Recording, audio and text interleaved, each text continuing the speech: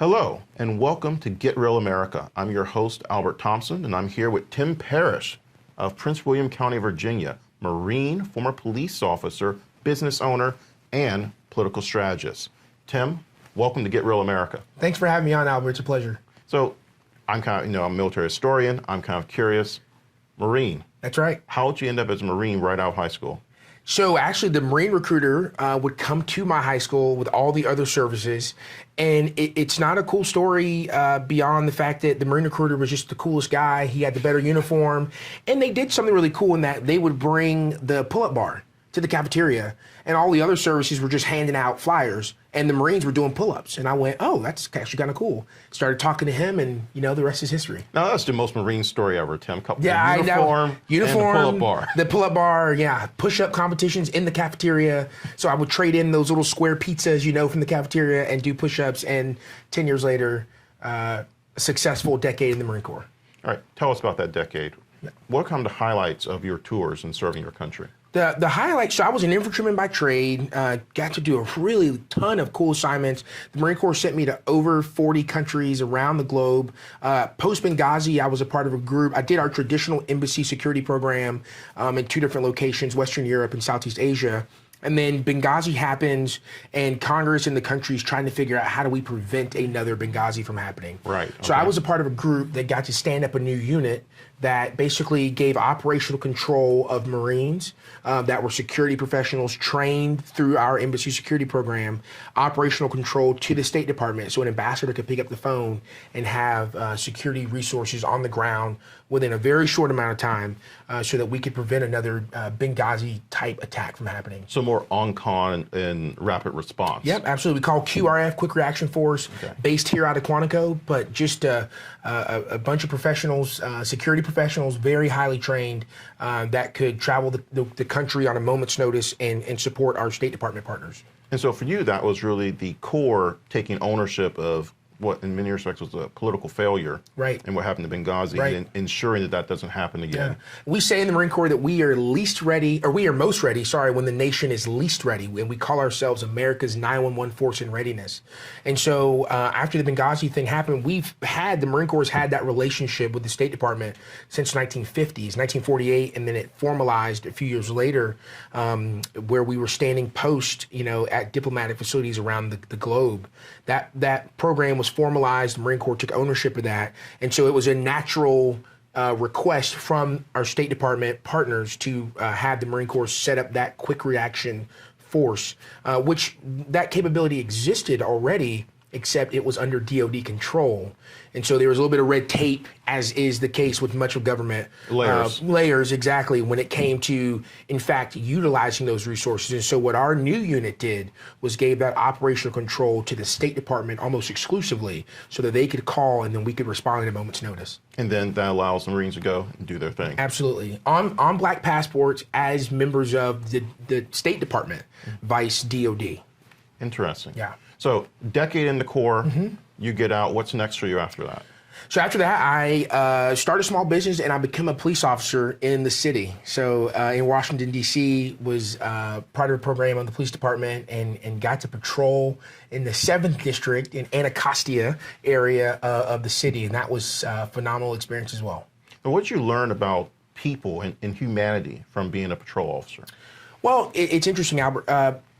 When you're a police officer, you, in most cases, see people at their worst, right? No one calls 911 because it's a joyous occasion, right? So you're seeing people in some of their worst moments. You're also seeing some of the worst of society as well that you're having to respond to and deal with. But you're also, police officers, I think, are just phenomenal professionals in that when I was a police officer, I was asked to be a marriage counselor. I was asked to be a professor, not as good as you, professor, but helping with homework. I was asked to be a family life counselor. I mean, firefighter at times. You were asked to do all these different things as a police officer. And in that 8 or 10-hour shift, you wore all of those hats and you were expected to be a consummate professional through all of that. And so our police officers across the country they do a phenomenal job in executing all those duties and wearing all those hats. Now that brings up another issue though, when people say police reform, maybe perhaps it's not police reform. Maybe we're asking police to do too much, to We are. overperform. We are. Because what you just said there, when I think of police, I think more of, a precision tool, but you make it sound more like a Swiss Army knife. And maybe there's too much going on in that Swiss Army knife. Yeah, no, exactly. It's all about, asking the police if there was a duty that the city couldn't handle, they would just dump it on the police. As a matter of fact, driving here today, there's a protest blocking 495, and the radio personality kept saying the police haven't gotten there yet. They're blocking traffic, and the police haven't gotten there yet. I think that's more of a Department of Motor Vehicles, or not the Department of Motor Vehicles, but the Transportation Department, the guys that deal with traffic and all those type of things. And why don't they go handle that situation? If it's not causing a threat to public safety, it's actually just a threat to people's convenience that are traveling down the roadway. Why is that necessarily a police matter? We see it right now. The trend is police responding to a lot of issues with folks having mental health concerns. Yes. Well, we can't always, those people can be dangerous, not always, but they can be dangerous. And so we've said to the police to go be mental health professionals. Which they're not trained with no training whatsoever in that. And then if something goes wrong, it's police fault. Exactly, and those police officers are sometimes dealing with their own mental health issues, responding to other people's mental health issues. And so how do municipalities and jurisdictions partner police with mental health professionals so that the mental health aspect can be handled by a trained professional? And if the situation becomes dangerous, a law enforcement or public safety professional is there to mitigate those concerns. Those are the kind of things we have to look at. When I was a police officer, that wasn't the case. We responded to everything from what we called family disturbances, which could be a couple having an argument and I've got to go play marriage counselor, to a cat stuck in a tree, to Timmy won't do his homework, all sorts of kind of things that we dealt with. And our police officers do those duties, they wear those hats proficiently, effectively, efficiently every single day all around the country. And I think that is where we need to move the conversation nationally is there are many different roles in society. And we're putting unfair expectations on police officers who, like you said, some of them may have their own issues because they are also members of our communities and our society. And people have to remember, not to cut you off, that police officers are also people. Yes. And so they're also dealing with family issues. They're also dealing with financial issues and stressors. A lot of our police officers are veterans who are also dealing with those issues from their time in service and those things. And so, yeah, police officers are still people. And as we often say in the law enforcement community, we put our pants on one leg at a time, just like the rest of America, just like the rest of the world. Now, how do you go from Marine, police officer, and then, okay, you're going to be a business owner. You're going to enter the realm of small business and become an entrepreneur. Yeah. What made you take that leap? What was that made you say, okay, I've had these years of service, right? Is what you've been doing, public service, right? But now you want to enter the private sector. All of the things actually built on each other. So the Marine Corps really it was a solid foundation, a great foundation, taught me discipline and time management and my appearance and all these types of things, right? It gave me also the discipline to execute tasks and execute them timely and proficiently and those types of things. It also taught me leadership, how to lead people. Business owners, we have to lead people. You ask someone to run into a firefight or to run into a fire in a building or to jump in front of a bullet for someone. Those are all much harder tasks than asking someone to answer the phone at the reception desk. Because paperwork. Yeah, or exactly. And so the Marine Corps kind of gave me that foundation. Now becoming a police officer was a natural transition, right? Small unit, uniform, sense of duty, sense of mission was a very easy transition, but it also where the Marine Corps didn't necessarily give me those people skills, the police department certainly did, because now I'm having to deal with people on a day-to-day basis. I'm having to learn to be a professional. I'm having to learn to keep my cool. I'm having to learn with civilians. Civilians, exactly. I've got to learn how to solve problems. I can't yell. I can't raise my voice and get, like I can in the military because we're used to that. I can't do those things as a police officer. So then I learn people skills, problem solving, all those things, how to look at my resources and employ those resources to solve a problem. You bring those two things together, and now I'm a great business professional who can then build a business, time management, appearance, all executing tasks and duties, and then coupled with the people skills, the resource management, all those things that I learned from being a police officer brought together to then build a business. And so they were building blocks that helped me kind of along the way the entire time. So what was your initial business? What was your niche, and how did you go about presenting yourself? Sure. So after helping the military, the federal government, the State Department create this security program for this global diplomatic mission, I started a security policy firm where I helped churches, schools, large businesses creating internal security policies and controls to keep their property and their personnel secure. And so I took a lot of what I learned in the military and applied that to that company.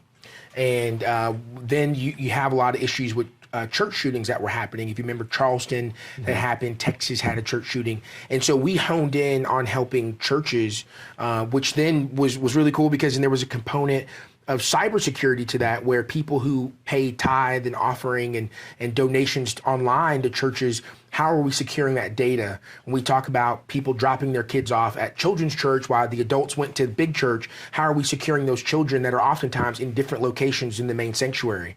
And so we built partnerships with local law enforcement, public safety resources with churches, large and small, to help them secure not only their sanctuaries on Sunday, but a lot of these churches operate during the week. They have private schools, those types of things. We did the same thing for private businesses, for large schools, small schools, and we did that internationally, but we had a lot of focus here in the United States. But that sounds like what you're really doing is you're still doing service, because Right. by protecting these institutions, you're actually guarding civil society. That's right. Especially the services that these churches provide for their communities, where sometimes they may be the only community institution, Exactly. both with a link to the past, but also that actually reaches people of different backgrounds. Exactly. And securing them and making sure they continue to function during tough or scary times is actually benefiting the wider society and providing that stability, often for communities that lack stability elsewhere. Right. So, Absolutely. So it sounds to me that you still haven't escaped your desire to serve. You can't escape it sometimes. It stays there. I mean, I started in the Marine Corps when I was 17. My parents signed a waiver to send me off to boot camp at 17. So that doesn't just leave you, right? It's the first real job I ever had. So no, that duty and service, I think, will stick with me for the rest of my life. Now, from that, you end up becoming the chair of Prince William County's GOP. Right. It's a Republican Party. And what's now, the second largest county? It is the second largest county, and I like to highlight it is Virginia's first and largest minority county. Yeah, meaning that more of the minority community, Black, Hispanic, Asian, make up a greater part of the population than the white population. And which is actually fascinating, given Very Virginia's fascinating. long racial history. Right. That this is a sign of the changing times. Absolutely. And here in Northern Virginia. So how did you get involved in the Prince William County GOP and end up becoming chair? So good question. So when I left the military, my last duty station was on Quantico. I was at the basic school training our new officers in the Marine Corps. And knew I was getting out, left that, and my good friend DJ Jordan was running for House of Delegates. It's actually a much funnier story. Congressman Rob Whitman came up to me at a meeting and he gave me a hug and he said, "How's the campaign going?" And I said, "I'm sorry, sir, what campaign are you talking about?" And he goes, "Your campaign for delegate." I said, "Oh, no, that's the other good-looking black guy. That's not me." And he was referring to DJ Jordan. And as you know, Rob Whitman's a phenomenal representative who had just been campaigning all day and came over and mistook me for DJ Jordan. I then meet DJ after that interaction, go to work on his campaign, and fall in love with the work that I was doing, connecting with people, talking about policies and values that I believed in as an individual. Made it very easy to talk to people at their doorstep about it. So I worked for DJ. We did not win that election, but stayed involved. And DJ said, "Hey, man, you should think about running for chair of the local party." And I said, "Oh, no, I just want to be in the background." I had a business at the time. I thought to myself, no. You're a busy man. I'm a busy man. Yeah, I just want to be in the background. DJ let it slide, and then a few weeks later, said, "Hey, really, you should think about this." Thought more about it. Asked, some friends that I'd made in the political world, what's the time commitment? What does this do? What are you asking me to do? Yeah, exactly. And DJ and I now joke. He said, "Oh, it's only about 4 or 5 hours a week." And so we now joke 4 or 5 hours a week. Not really. It's about 40 hours a week. So he left off an O. He left off a zero, exactly. Yeah. So I ran for chair in a 3-way race in very diverse Prince William County, and won a resounding victory as the chairman. Republicans are very involved in Prince William County, and so it was a big election, 3-way race, and we won, and we got to work. And talking about those building blocks, being a Marine, police officer, a business owner, all of those things that I learned through those different foundationals, those different layers, applied to being the chairman. I was basically running another organization with personnel and a budget and people that were going to be impacted by the decisions that I made. And so those building blocks came back in handy again during my 2 years as chairman. Now, let's looking back at your 2 years, what do you feel that you accomplished during those 2 years that you think should be known, not just for our listeners, but particularly people in Prince William County who may be interested in getting started and being part of their local government, local politics, getting involved in their communities? Yeah. What did you lay as a foundation for the future? Well, I think, first of all, it's politics, so money is important. So a financial foundation, we raised record amounts of money as a county party in Prince William County.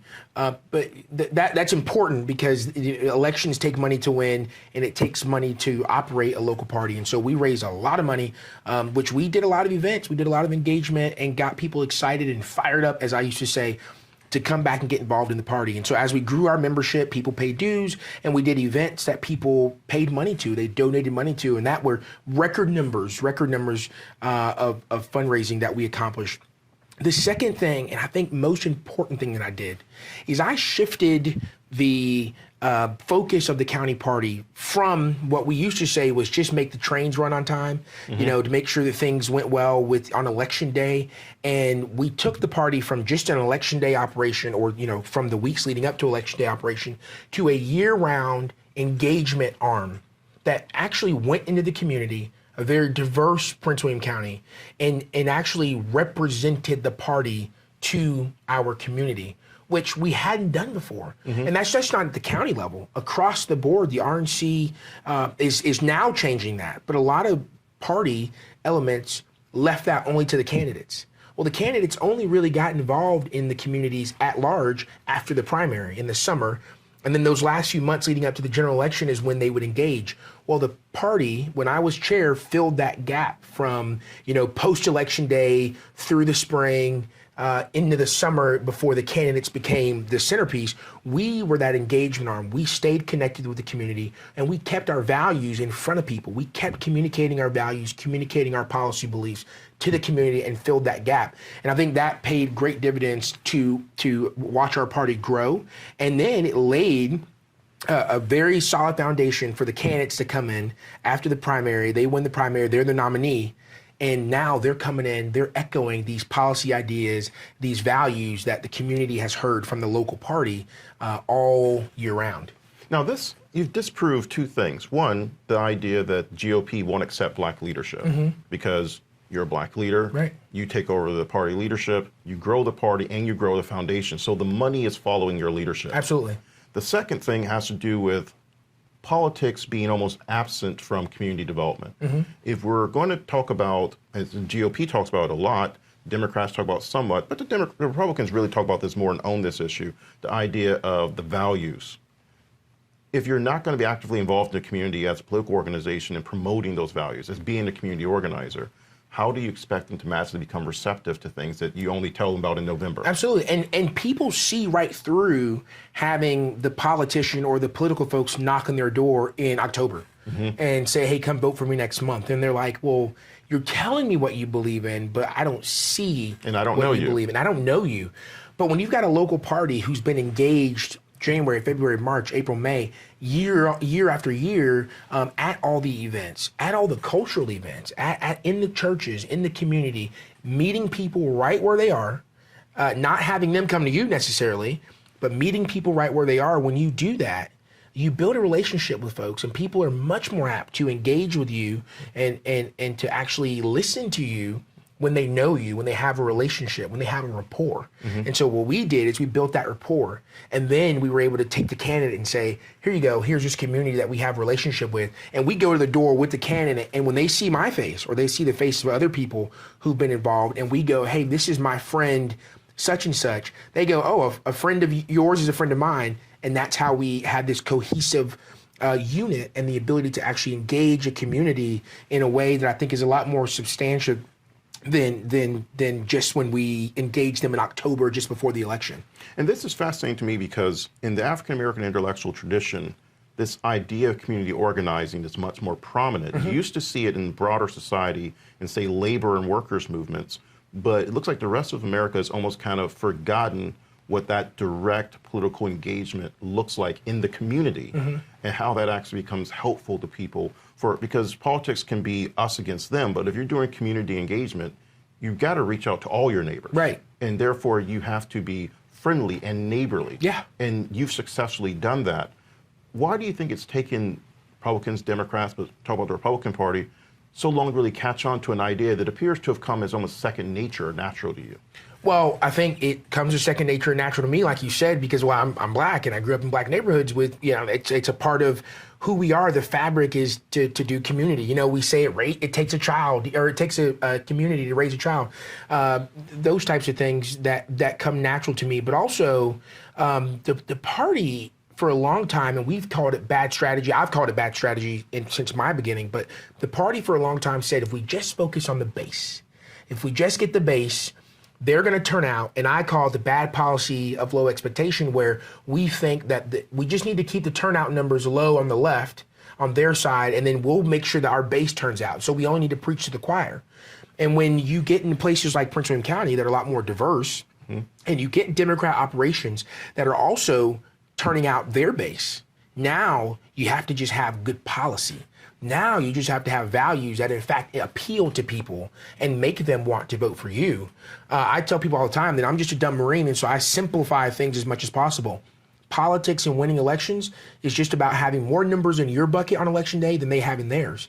And the way that you get that is through actually having good policy, having solid values, and then having a good messenger, i.e. the candidate, right, to actually deliver those values, deliver those good policies to voters so those voters turn out for you. And so gone are the days of just get the base to turn out.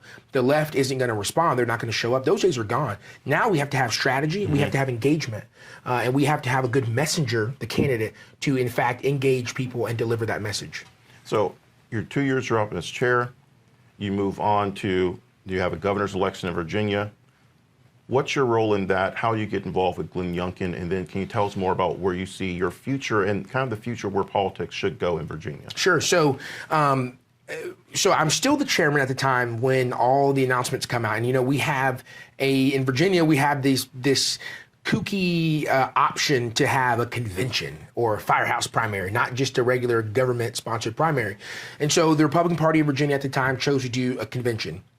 And so, limit it to just Republicans. We have a convention. We have several candidates running for governor, and no one knew, just like I didn't know who Glenn Youngkin was. We knew Pete Snyder. He'd run before. We knew some of the other candidates that were, one was a former Speaker of the House. One was Amanda Chase, a sitting state senator. So we knew them. We knew what they stood for. We knew their record. But then this guy, Glenn Youngkin, comes out of nowhere. And some of my close friends had breakfast with him, and they thought it was odd. This guy who's a political newcomer says, hey, I'm going to pray over our meal. Is that okay? And that's the first people are going, wait a minute, you're going to pray over our meal? Okay, we like that. And then he has his just genuine conversation with people. Nobody knew how much money he was worth. Nobody knew that he was, a big CEO of a big financial firm. They just knew this guy who sat down at the table, who was 6'7", and introduced himself as, hi, I'm Glenn. And then I meet him, and we see this, hi, I'm Glenn, 6'7", but feels like he's just eye to eye with you when you have a conversation with him, because he's so warm, he's so affable, and just kind of invites you in, and you're like, man, can I have a hug at the end of this conversation? He wins the nomination. And one of the things that Glenn did that I want to highlight is we see a lot of candidates, a lot of campaigns do their minority outreach. And they started in August. They started in September, just a few months before August if we're lucky. Yeah, exactly. August if we're lucky, right. Glenn Youngkin started his day one. And what he did is something that no candidate has ever done, and I think it's why he was successful. We had a convention, and you had to apply to that convention to be a delegate to the convention. Glenn Youngkin built a team of people that said, sure, we'll use your list from the last convention 4 years ago, and then we're going to go create our own. We're going to go create new Republicans. We're going to go, in fact, door to door and talk to people about what I believe in, what my values are as a candidate, and we're going to get them to show up and vote for me. A crazy idea, right? Yes, talking to people. Exactly. So what the other candidates did is they used the convention list from 4 years prior, and they just worked that list. They just mailed that list. They just called them. Glenn Youngkin said, sure, I'll use that list. Thank you. And then I'm going to go find 18,000 other people that think like I think, that believe in what I believe in, that actually are receptive of my message of making Virginia the best place in America to live, work, and raise a family. That was his slogan that was his mantra the entire campaign. And he talked to people about those things, and then he wins. And then he wins the general election. Same thing. Make Virginia the best place in America to live, work, and raise a family. That message resonated clearly with millions of Virginians that showed up to vote, hundreds of thousands, if not millions of Virginians to show up and vote. And we're almost a year in to Glenn Youngkin. Before he was inaugurated, I was selected by him to be on his transition team. That was a phenomenal experience I'm a federal guy, so to be able to look at state government and how it works and all the secretariats that Virginia has. Virginia's the oldest, state level democracy in the Western Hemisphere. Yes, American government started here in Virginia. And so to be able to be a part of that process with this administration, this governor, was just phenomenal. Interesting, phenomenal, mind blowing and mind opening as well. So it was great. So where do you want to go for the future? Because you've had these experiences, you've had a certain trajectory, but now it seems that in some parts of America, politics has taken a dark cultural turn. Mm-hmm. But you're a hopeful guy. You're about building community. If you had to give advice to people who want to make America a better place, make America good, great, spectacular, the things that America should naturally be, based off of your experiences, what advice would you give to everyone across the spectrum? Yeah. Well, first thing I'll say on that is, when the phrase "Make America Great Again," right? You tiptoed around it, but I'm gonna say it. I didn't ever think that America stopped being great. That is a question, isn't it? I've traveled the world. I've been throughout Africa, throughout Southeast Asia, throughout some of the poorest, most violent places in the world. And then when I would come home, I'm like, man, this place is great. We live in a great country. We live in a fantastic, phenomenal country. Matter of fact, I don't share this with very many people, but I would cry every time I would land at Dulles because I'm like, man, I'm overwhelmed. I'm coming home. And it wasn't just about safety, or just air quality. It was just about, man, I just left this place. And so America's just always been great to me. I think our best days are ahead of us. And so the advice I would give to someone is to have that thought that our best days are ahead of us. Our best days are in fact ahead of us, right? Not behind us, no. And to get involved. I tell people all the time, if you're going to complain about politics, then you need to have some skin in the game. I want you to be involved. Also, people have to realize that politics is not this boring, thing that just happens every November. The political space touches every space of our lives, from how much we pay in taxes to how fast we get to drive down the roadway, to school, to job, to work, to healthcare. I mean, all aspects of life get touched by the political space. And so people have to be involved. And obviously I'm a partisan, right? I work for one side, but I tell people all the time, just get involved in either side that you're going to be on. Get involved and let's have this exchange of ideas. Let the better idea prevail, right? Which I happen to believe that my conservative values and ideas are the ones that should prevail. But let's have this conversation. Let's have this exchange of ideas. Some people call it the battle of ideas. As so long as those ideas on both sides are about ensuring our democracy, our republic gets to endure and prosper. And so that's my advice to folks. But our best days are definitely ahead of us. All right, so on that note, you're telling us that the thing to avoid democratically is apathy. Sure. And you want people involved. Absolutely. So it sounds like more than a dumb Marine. Yeah, Who's been very thoughtful Yeah. about the future of his community, of his people, and of his country. Absolutely. So, Tim, I want to thank you for Absolutely. being It's with a us pleasure. here. This is a blast. Yeah, So- thanks for having me. Everyone, thank you. We had Tim Parrish with us here in Virginia for Get Real America. I want to thank you for listening, for watching, however you're consuming your news, and we'll catch you next time.